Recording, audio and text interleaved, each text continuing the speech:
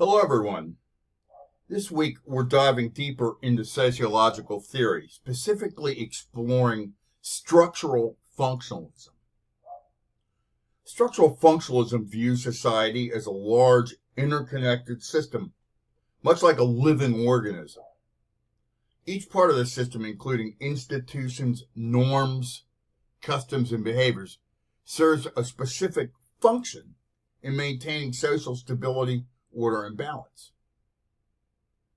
From a functionalist perspective, everything in society, even phenomena we typically view negatively, such as crime, serves essential functions. We'll be examining crime in this unit. According to structural functionalism, crime plays a critical role by clarifying moral boundaries, reinforcing social norms, and maintaining necessary social control. Additionally, responses to crime can foster social cohesion by uniting community members against perceived threats or disruptions. For example, a community might feel safer if there's a community policing initiative, for example. The perception of lower incidences of crime might enhance the quality of life as well. Some additional examples of structural functionalism. In the education system, functionalists argue that education serves multiple crucial purposes, such as socializing children, transmitting cultural norms and values, and preparing individuals for employment and societal roles. The family. Families contribute by nurturing and socializing children, providing emotional and economic support for one another, and maintaining cultural traditions and social stability. Religion can unify communities, promote social control by defining right and wrong behaviors, and help individuals find collective meaning and purpose. And healthcare. The healthcare system not only keeps people healthy, but also maintains a productive workforce, essential for economic stability and continuity. During the pandemic, for example, and a structural functionalist explanation would focus on the governmental effort to both provide a temporary basic income supplement and an initiative to get vaccines, mask up, and practice social distancing. When you think about structural functional theory, think about social harmony and order. How does society hang together? Often, modern versions of this theoretical perspective focus on what Robert K. Merton called theories of the middle range. Rather than trying to explain how everything is interconnected at every level, maybe we can think of functions in terms of what sociologists call meso-level setting.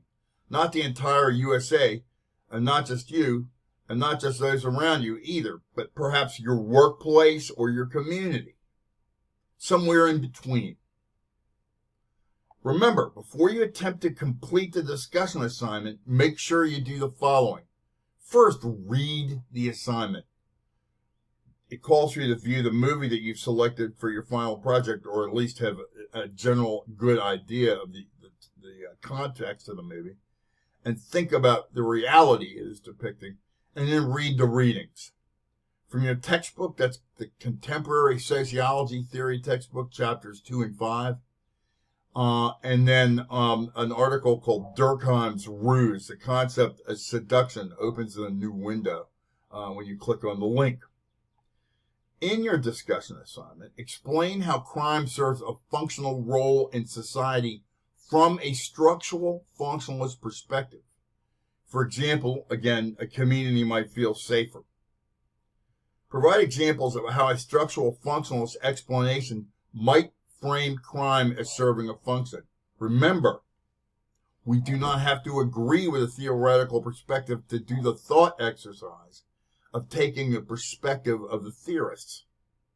We'll have opportunities later in the course to look at crime and other social realities as consequences of inequality, but this is a next chapter, please.